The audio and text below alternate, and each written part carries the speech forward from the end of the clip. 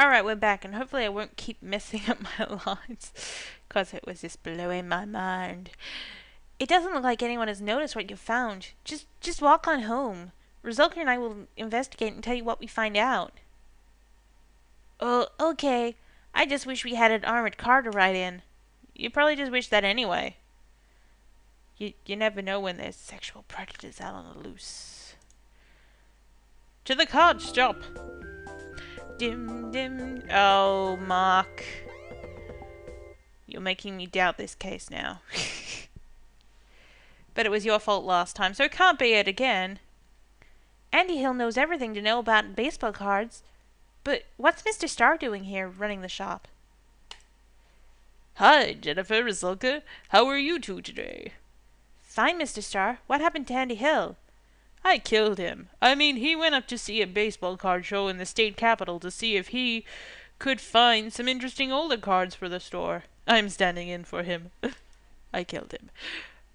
He said that there were a lot of people in town that had been asking about older cards, so he thought he'd get some. Some are really expensive, but others cost only a few dollars each. Great. Did he say who's been asking about old cards? A number of adults, and then he mentioned our friend Mark here. Mark was just asking about these old tobacco cards. I'm afraid I don't know nearly as much as Andy does. Tobacco cards? That sounds weird. Yeah, these days baseball cards come with bubble gum, or you could get them when you eat at a certain restaurant, or you could buy them by themselves. But 80 years ago, baseball cards came with cigarettes. Ugh, cigarette smoking is gross. You're right, and that's why one of the old tobacco cards is so expensive. Honus Wagner hated cigarettes and thought that people shouldn't smoke them. But in 1910, the tobacco company put his card in the cigarette packs anyway. Wagner was very angry because he believed smoking was bad. He was afraid kids who respected him would get the wrong idea. So he made the company take back all the cards out of the packages and destroy them. It sounds like Honus Wagner really cared about the kids who watched him play. What happened next? The cigarette companies took back all the packets and destroyed all the Wagner cards. Or so they thought. A few of the packs with some of the cards had already been stolen by stores. Everybody wanted one. Now, 80 years later, Wagner is one of the rarest cards in the Hall of Fame. There are less than 50 copies in the world, and Wayne Gretzky, the hockey star, paid over $500,000 for one in great condition. What about one in crap condition? Oh, look, there's like a little kid skipping outside. That's kind of sweet.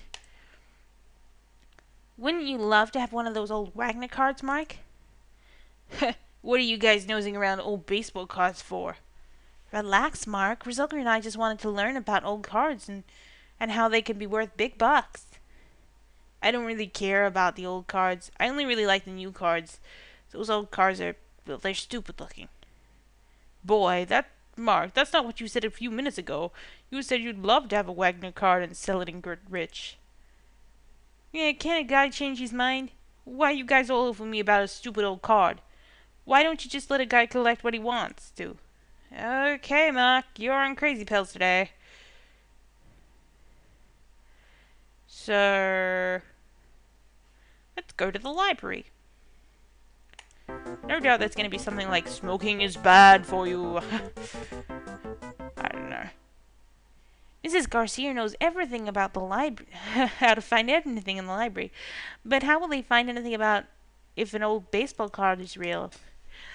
An old baseball card, We do have a copy of the baseball encyclopedia. You might find some interesting information there. Okay.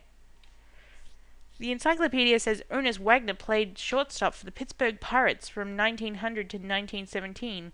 He was known for being a great hitter, a fast runner, and the best field shortstop in the league.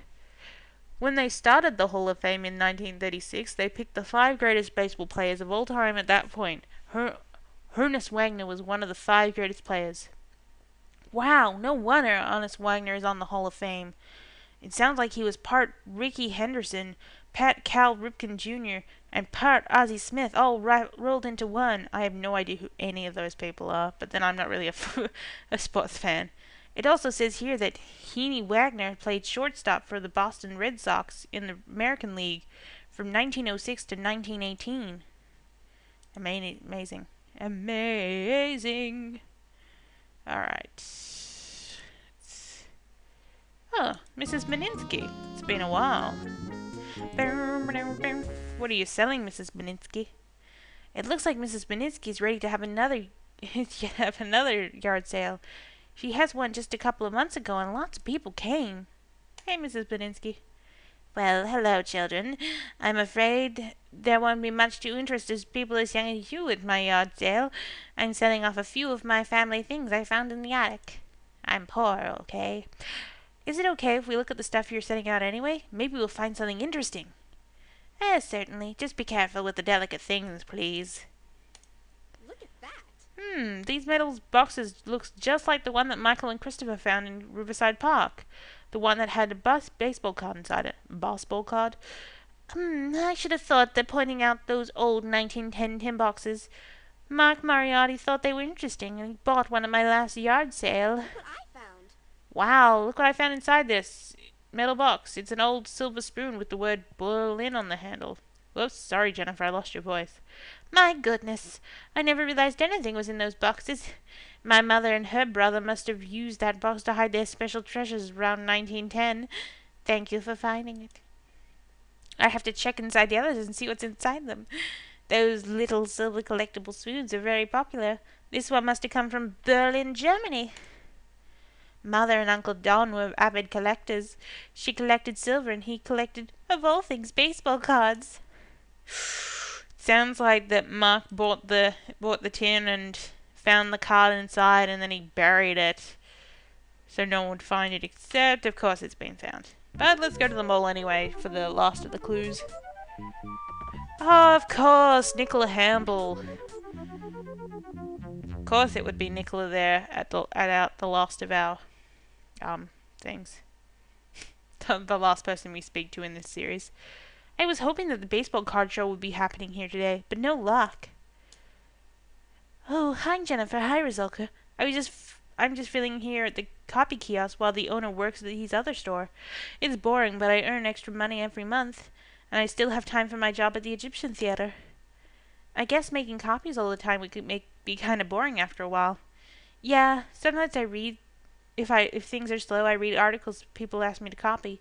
There was one about a hockey star who paid $500,000 for a baseball card. Can you believe that? Who asked you to copy that, Mark? Mark Moriarty. Pretty weird if you want to pay that much for a piece of cardboard, if you ask me.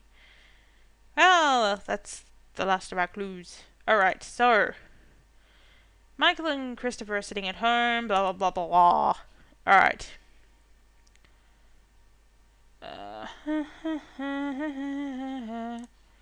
That.